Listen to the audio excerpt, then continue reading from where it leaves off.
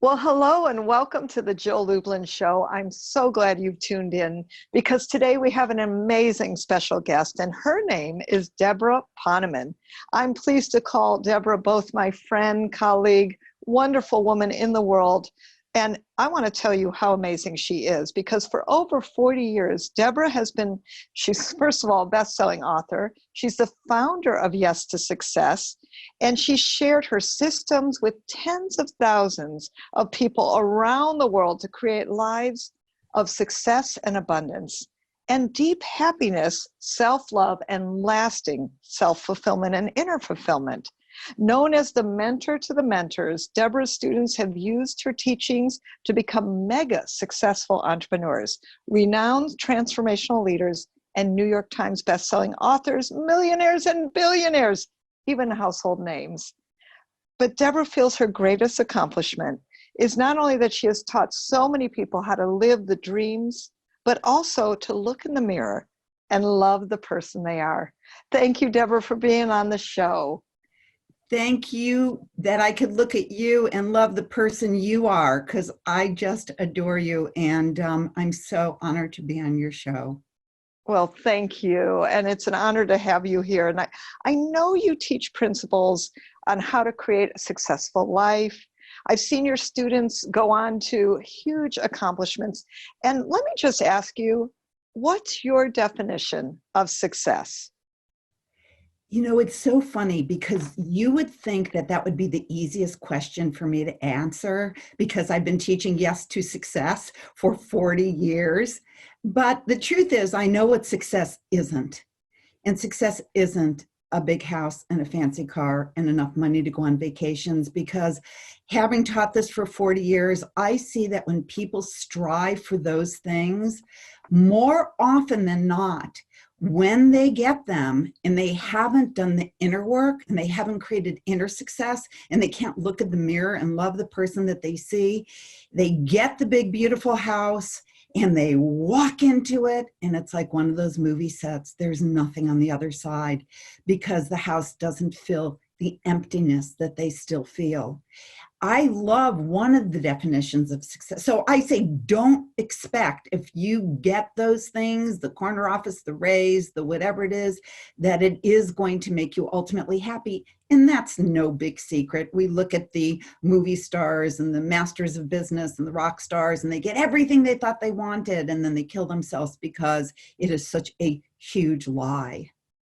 But what I believe that success is use your talents, use the talents that God gave you, and create something great in your life that contributes to other people, because there is nothing that increases that oxytocin like doing something that enhances somebody else's life, like you talk about in your book, The Profit of Kindness. That is what gives you the feeling of true success. And just pick something great to do and do it. And great for one person might be to open a donut shop, and great for another person might be to develop the technology that lands a man on Mars or a woman on Mars. But it's not so much the goal, but it's the journey. The great Earl Nightingale once said that success is picking something. It's the success is the progressive realization of a worthy idea or goal. He doesn't say it's when you get to the worthy idea or goal. It's the journey. It's a progressive realization, because the truth is, Jill, you might as well enjoy the journey, because you don't know if you're going to wake up tomorrow morning. There is not one person who can guarantee that. So if you're waiting just to be happy for the moment that you reach the goal, what a sad life that will be. So every day, pick mini goals, celebrate when you reach those mini goals, and use those talents so you don't lie on your deathbed saying, I wish I had. I love that. It is great advice. And I'm just curious, were you always successful? Well, I have definitely had what other people might look at as failures. I just don't happen to look at them as failures. whatever happens in my life, whether it looks good or it looks bad, I always give thanks. I always say, thank you, God, which is the God of your understanding, even if it's painful, because I absolutely know that there's no such thing as failure. You learn how not to do it next time. And also it makes you stop and reevaluate. And oftentimes, yeah, you might have been going towards that goal, but you might have been going towards the wrong goal. And when you have what seems like a failure, it stops you in your tracks. And then you can course correct and go towards the goal that you're really meant to go to. So have I been successful? In my estimation, I've always been successful. In somebody else's estimation, maybe not. But the truth is that we stop ourselves from going for our dreams because we're afraid of failure. Failure in whose eyes? You know what failure is to most people? Looking bad in front of somebody else. And because we think that people are watching us, I hate to break the news to you, you're not that important to anybody. They're not waiting to see whether you're going to succeed or fail. And here you do, you stop yourself. What would you do if you knew that nobody was watching? What would you do in your life if you just did it for yourself and not the approval of people because they're not watching you? They're too busy worrying about what other people are thinking about them to think about you. So, and also, of course, my favorite expression, what would you do if you absolutely knew you couldn't fail? Because the truth is, you can't, because you never do. You just learn a way not to do it next time. Well, I think that's really inspiring for people because that fear of failure, or I see people a lot in that perfection trap, like I can't do it because it's not perfect yet, or I haven't figured it all out. It's just go start the dance, right? And you learn along the way. And if you look back at everything that looked like a failure, it always turns out to be a blessing. So when it's happening, give thanks for it, because the more you give thanks for it when it's happening, the sooner the perfection will reveal itself to you. I mean, for example, my husband and I, my former husband, still my darling friend. It's just that the marriage part of our friendship was over. So we're still great friends, but we lost a huge amount of money, which in something that turned out to be a Ponzi scheme. Everybody else was like, oh my gosh, as if it were the end of the world. The truth is, I wouldn't be sitting here today if that didn't happen. Because as you know, I started my company in 1980 and it became hugely successful. I stopped my company in order to be a mom at home, and I stayed home with my kids for about 20 years. And then when the 20 years were up and I really should get back to teaching and speaking around the world, I didn't have to because we had so much money. And I kept trying to inspire myself to get out on the speaking circuit again, but it's hard when you don't really have to work. So I think there are a lot of lessons there. And one is when we did lose that money and it was like, oh, now I got to go make some. I give thanks every day that happened, because I knew I could make it again, but I was too lazy to do it when it was just, I didn't have to go out. And then I did. And thank you, God, for taking that money away. Wow. I love the fact of how much you give thanks, even in what would seem to most people disastrous, right? And I would love to, if you could share one or two principles about success that people can implement right now, what would they be? Well, I will share with you my favorite one that I learned from one of my favorite teachers, and his name was Daniel Poneman, also known as my son, who you know because you interviewed him in your book, Profit of Kindness. And I'm going to make a long story short, but I want to include the salient points. Daniel was born loving basketball. Must have been some past life because he was shooting hoops before he could even walk. His 5th birthday party, all the other kids were at Chuck E. Cheese. He insisted his be at Michael Jordan's restaurant. I love that. And when he was a freshman, he made the A team, but white boys decidedly cannot jump, and he was one of the only white kids on his team, so he never got a minute of playing time. But he noticed when he would go, we lived in Chicago, so he went to all of the games with the team, and he noticed that he had an eye for talent. So he started a website, ChicagoHighSchoolBasketball.com, and when he was 16, he became famous for having an eye for talent and being able to scout high school players for college coaches. And when he was 16, there was a full-page article about him in Sports Illustrated, Why College Hoops Coaches Seek the Advice of a 16-year-old Scout. But here's the principle. So Daniel, he's a mensch, he is just a good person. And he was getting a lot of people scholarships by writing up about them on his website, but he realized it was too slow. And also the Division I kids really didn't need his help. It was the Division II kids that would go to junior colleges needed his help. So he decided to put on basketball showcases, invite a bunch of coaches and watch the kids play. Okay, so he started, we never discourage our kids, whatever their dream is. We will not be the discouragement committee. If God gives them that impulse to start something, we say, you go for it. And if it doesn't work out, it's their lesson to learn. It's not for me to stop them with my, imprints from what I think is going to be successful or not. I don't have an idea, because it's all based on false beliefs that we've garnered from our whole life. So anyway. You mean, wait a sec, parents don't have crystal balls? Is that what you're saying? Well, and it's funny because we think we do, but I always raise my kids when they would come to me for advice. I'd always say, well, what do you think? Because if we give them all the answers, they don't exercise that muscle of being independent thinkers. But anyway, so back to the story. Daniel puts on his first showcase, 10 coaches and 30 kids. And he was very proud of that. And the next year he did it again. And there were about 30 coaches and about 60 kids. Well, in the last 10 years, his last showcase had 350 kids and about 150 coaches. And to date, he's generated over $50 million from his showcases in college scholarship money for kids in the inner city of Chicago. So, wow. Now, where does the principle of success come in?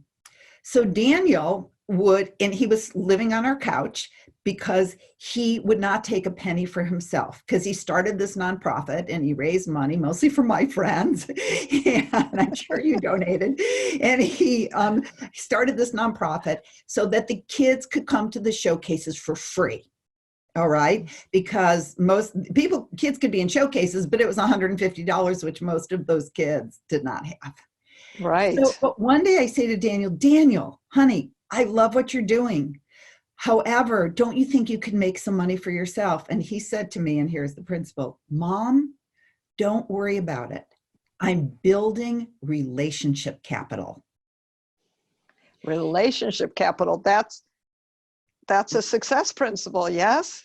Absolutely. And I said, and what exactly is relationship capital? He says, when you do something for people without any thought of return, just because you want to lift them up, just because you want to help them out, it will always come back. So the end of the story is, then I go back a few months later, maybe a year later, Daniel, maybe a little money, goes, Mom, you just have to trust me. I'm building relationship capital. Long story short, about a year after that, he decides that he wants to make a movie on basketball in Chicago. He asks one of the people that he built relationship capital with, and they gave him almost $500,000 oh my gosh. make a movie, okay? Which, by the way, was nominated for an Emmy. Best long form sports documentary. Is called Shot in the Dark. A few years after that, he realizes, yes, he probably should make some money, and he decides he wants to start his own professional sports agency. And somebody that he built relationship capital with gave him millions of dollars to start his own sports agency. It's called Beyond Athlete Management, beyond.am. And he has 8 or 10 agents working for him. They're all twice his age. He's now 28. He's only 28. And, but because he built that relationship capital, he also built relationship capital with kids that then went on to be in the NBA, who fly him in their private jet to watch them play and, ply him with caviar and champagne. So relationship capital, I'll say one other thing about it. When I said to him, Daniel, I love that concept. Thank you for teaching it to me. He said to me, Mom, you're welcome. but I learned it from you. And I said, what do you mean you learned it from me? He says, because in your seminar, you teach to treat everybody as the most important person in the world. You taught me that the person in front of you is the most important person in the world, and don't be looking around the room for somebody more important to talk to. And I always lived that. I always treated the person in front of me as the most important person in the world, no matter their age, their race, their gender, their socioeconomic place in society. They were always the most important person in the world. And it's just another way of building relationship capital. You are amazing. Debra, every time I talk to you, I'm learning something. I know you have an amazing seminar. Will you actually, is there just any last thoughts before you let people know how to get a hold of you? Yes, I do have a last thought that is on the same theme. And it's actually at the beginning when we talked about what is success. I almost said it then, but I'm going to say it now. The universe never gives you a desire without giving you everything you need to fulfill that desire. The God of your understanding is not a trickster, is not going to give you a desire and then say, but I'm not going to give you what you need to fulfill it. Joke's on you. It doesn't work that way. Okay. However, there is a little bit of a caveat, and I learned this from a dear friend of mine named Terry, who learned it when she was in AA. And that is, when you ask God for something, you will get only one of three answers: yes, not yet, or I love you too much to give that to you. There is something better on the way. Now that can help anybody feel good about anything that comes down the pike, right? Yes. And that's what I find about you, is that level of enthusiasm. The power of who you are always speaks volumes. And I know that everybody, always feels that in your presence. And I know that people watching this would probably want to be in your presence and everything that you offer. Well, please let them know how they can find you, and what you might have to give away would be wonderful. Yeah. Well, the best point of entry would be, I wrote an ebook. I think you know this, Jill, that I was about to have my book published by a New York publisher, and I gave it all up to be a mom at home. That's another part of my story, because I teach people to follow their heart. So how could I not follow my heart when my heart was with my baby? So I gave up the having my book published. But people say, when are you going to write a book? So I wrote an ebook. And what I did is I took all of the most salient success principles that I teach, and I put it in a 40-page ebook. And it's called The 5 Secrets to a Life of True Success. And it is excellent. And it is free for your listeners at yes2success.com. And it's yes2, T-O, not the number, yes2success.com/ebook. No dash, just ebook. And that's my gift to you. Oh, thank you. So this is Debra Poneman. I'm sure you've enjoyed our short time together, and you could talk to her and listen to her for hours. Take her seminars, get involved with anything Debra does, because what she does is teaches you that formula for yes to success in your life. So thank you, Debra, for being here today. I appreciate you. And I appreciate you and everything you have contributed to so many people's lives in so many ways. You're one of my favorite people on the planet. Oh, bless your heart. Thank you. And thank you, everyone, for tuning in. It's been a pleasure and honor to serve you. Go check out JillLublin.com. Lots of great stuff to play in so that your message gets out. And I want to invite you to practice a conscious act of kindness every single day. Bye for now.